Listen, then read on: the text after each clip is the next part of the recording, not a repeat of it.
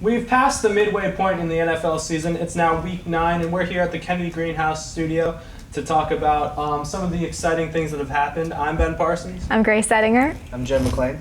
And the first thing that happened this week was the trade deadline was actually a shocker for once in the NFL. It never seems to happen that way, but there was a lot of movement in the league. And the first trade that I want to talk about is Jay Ajayi got traded to the Eagles for practically nothing. What was y'all's opinion on this? I thought it was very interesting. Personally, the Eagles have already come out and said that they aren't sure that they're going to play him this week. They're going to let him get to know the playbook. And also, I thought it was interesting just his history. He's kind of had some locker room problems. Yeah. So it will be interesting to see how he gets along with his new teammates. Yeah, for me, it's amazing. The Eagles are already pretty stacked on offense, and now he's coming in. So I do think that he is going to make an impact. Obviously, he won't play this week, but I think down the road he definitely will make a difference.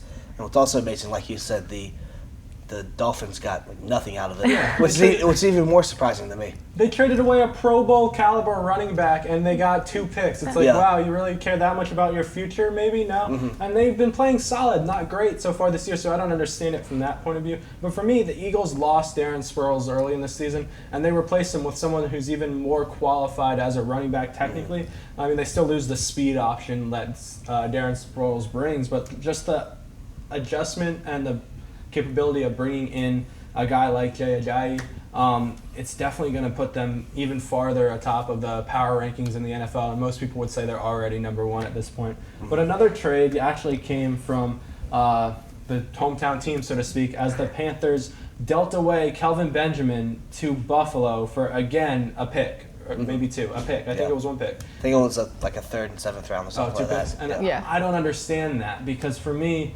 Kelvin Benjamin has been dominant so far this year, and he's been fun to watch, and him and Cam have a good connection. So for me, why do you think this trade happened? I mean, for you guys, why do you think this trade happened? I honestly don't know. I think it was really good on Buffalo's part. I think that was great of them to be able to get him. I don't think it was a smart move by the Panthers, but who knows? We'll see.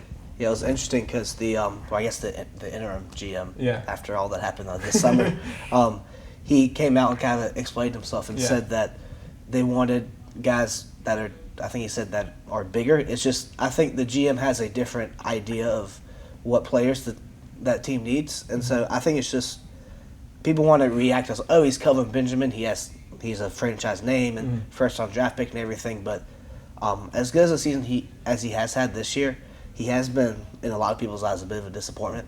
So I'm shocked a little bit.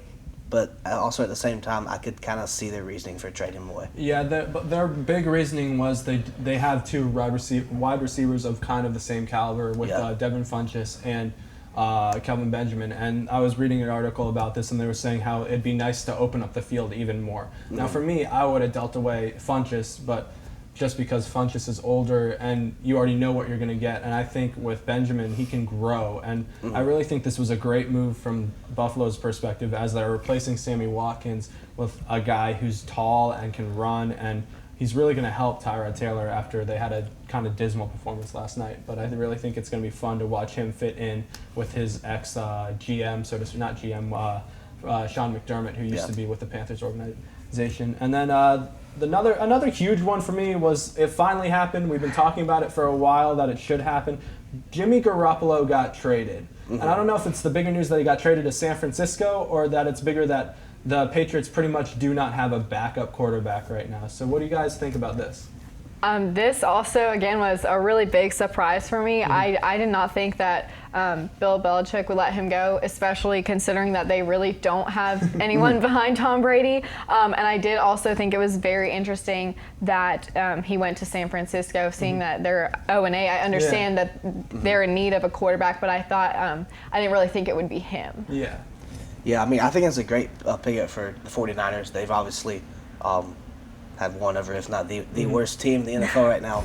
So they need something on offense, but from the Patriots side, it's kind of surprising. I guess they're putting all their eggs in Tom Brady's basket, I guess. I mean, I guess they expect him to still be around for 4 or 5 more years. Which is crazy. But, I mean, if anybody could do it, it's Tom Brady. Yep. So seeing this trade for me was just a shocker for 2 reasons. One, I didn't think Garoppolo was going to get dealt because the Browns, before the season, the Browns offered the Patriots, I think it was 2 first-rounders, one now and one for one like in a couple of years, for Jimmy Garoppolo, and they just dealt him for less than that to go to San Francisco. And I really think this helps San Francisco, especially in the short term, but definitely in the long term, because they do not have a quarterback. Yep. And there's been talks that they're going to try and get Kirk Cousins. They don't need another quarterback at this point. They have a guy they can build a team around, and I think that's the big thing for them. But for me, you're looking at the Patriots, and knock on wood, I hope this doesn't happen, but if Tom Brady gets hurt, your quarterback right now is Julian Edelman. Yeah. And, I mean, that'd be fun to watch, and I'm sure Belichick would still find a way to win, but it's just shocking to me that trade happened. And then it wouldn't be a trade deadline or any news in the NFL without mentioning the Browns in some capacity. The Browns tried really hard. They really tried, and they thought they had a trade for A.J. McCarron, but who's the backup for Cincinnati. But they did not file the trade before the deadline. They had an agreement and they had everything lined up. They just didn't file before, I think it's either a 4 p.m. or a 3 p.m. deadline, and they missed it. So, I mean, what did the Browns possibly do wrong now? I mean, I just say it, but it's classic Cleveland. I mean, it just seems like one thing after another. They just can't get a break. And so, I mean, I think they from what I've read and heard, they did have a good plan in place.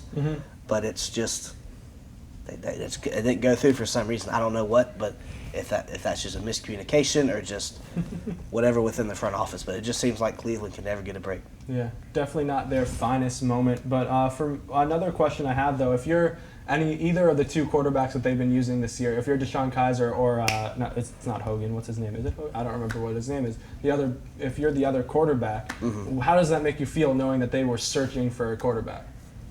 I honestly think the Browns are a hot mess. I don't think A.J. McCarron would have been a good, a quick good fix. That he's a mediocre quarterback. He's fine as, a backup. Somebody gets injured, that's, he'd be fine.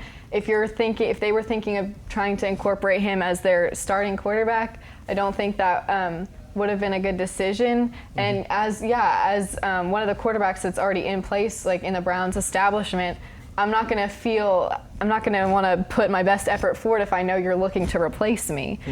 So I don't know what's going on with them. I don't know how they missed the trade deadline. They're a professional organization. I think that kind of says something about them, that 31 other teams didn't have that problem and they did.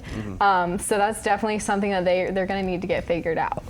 Yeah, without a doubt. Now, moving on to more player news this week, because there was definitely a lot of them, more personnel decisions. The big thing for me this week is Deshaun Watson got hurt. And it wasn't even during a football game. It was during practice. And he tore his ACL, and he's out for the season.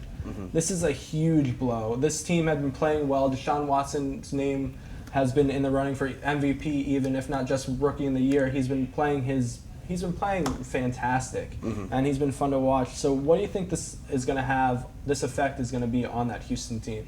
Yeah, I think this is going to be a big blow for them. Deshaun Watson kind of was that offense. He's the reason why they are been playing so well. They had that great game with Seattle, and they almost beat New England. He's played he's proven that he's kind of worth the hype, I guess. And so now that he's out for the season in his rookie year, I think that kind of knocks the Texans out of in terms of playoff contention. Knocks them down a peg. I don't see how they're going to recover from that. This kind of broke my heart. I was so excited when the Texans got Watson. I know Bill O'Brien's a really offensive-minded guy, so I thought it was great for him. I thought they'd really work well together, and it seemed like they were. When I heard he tore his ACL, that was just kind of, I think that's going to kind of be the end of their season. Tom Savage is their backup, and he actually came out today and said that he is not Deshaun Watson and that he can't play as well as he can. And I think him not having that confidence is also going to be a huge problem for the Texans. Yeah, this is a devastating loss for the Texans because Deshaun And they've Watson, already lost J.J. Watt, too. Yeah. Exactly, because they lost J.J. Watt and now they lost Deshaun Watson. But Deshaun Watson has become their leader. And in a very short amount of time, you can see it. They play for him. And even on another standpoint for them, their defense without J.J. Watt has not been that good. They've needed to score points to win. And when we've seen Tom Savage in the past be at the helm of this team, he hasn't been able to really connect with his wide receivers enough to make that team really score points, and that's going to be their problem going forward. And another personnel move was Andrew Luck has now officially been shut down. I personally think this is a great move by the Colts. What are your standpoints on it?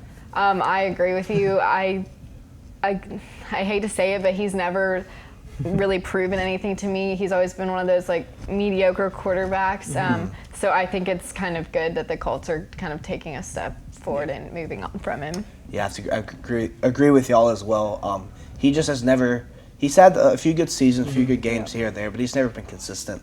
And I just don't think he's the answer for Indianapolis.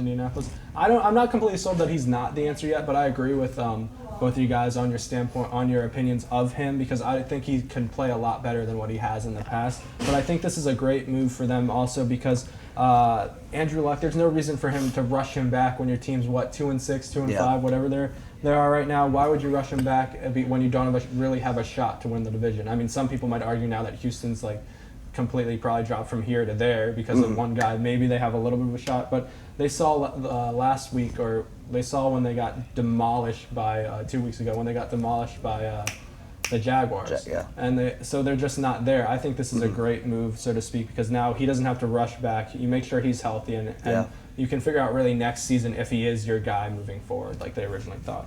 And a couple other moves this last week regarding suspensions and not was Josh Gordon, the Cleveland Brown, has been reinstated by the NFL. He had been out suspended indefinitely for breaking the conduct policy like a third time, I think it was. We've already talked about how the Browns are a hot mess, but do you guys think he's going to have any impact on that team at all when he eventually does come back later this week? I think he can. I'm not going to go so far and say they're going to have this huge comeback, but I think he can definitely be a contribution because he's obviously had a lot of off the field issues the past few years. But I do think he's not going to shock the world or anything, but I do think that he can maybe steal a few wins here or there for the Cleveland Browns. I don't think he's going to do it for them personally. It's been how long? It's been a while. Year and a half, 2 years, something 2 like years that. since he's played football. Oh my gosh. You've got to assume that he's conditioned enough to be able to move. I think it's going to require a lot of just pure luck for him to pull something off for the Browns. Yeah, exactly. He's been away from football for a long time. And the other news that came out this week, actually came out twice in the headlines this week, was Ezekiel Elliott was suspended again. His suspension was not revoked, but it ended up being revoked. But his suspension, it's confusing. It's back and forth. It's back and forth is what I'm trying to say, because he was suspended for 6 games, and now just this morning, I think it was this morning where they said he's not. So he is playing this week against the Chiefs, and we'll get to that game later. But for me, this doesn't show any power structure in the NFL right now. It's completely disorganized because every time you turn around, you open your phone to ESPN. It's like, Ezekiel Elliott's playing. Oh, no, he's not. Yes, he is. No, it's just, it's so unorganized. And so I know it's frustrating for Cowboys fans because it's just so back and forth and you don't know.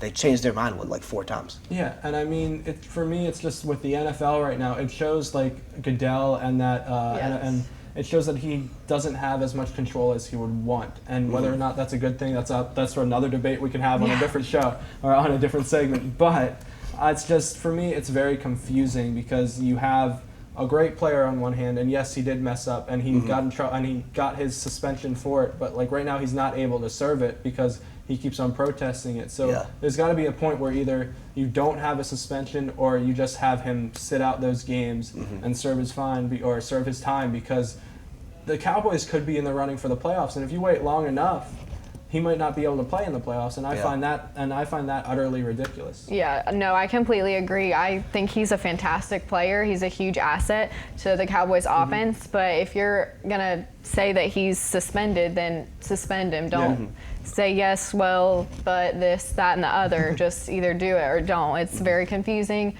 I'm sure for the Cowboys staff, as well as Ezekiel Elliott himself. All right, well, that doesn't wrap things up. I did that last week, too. I apologize. Now we're going to set it on over to Devin Gobeal with the injury update.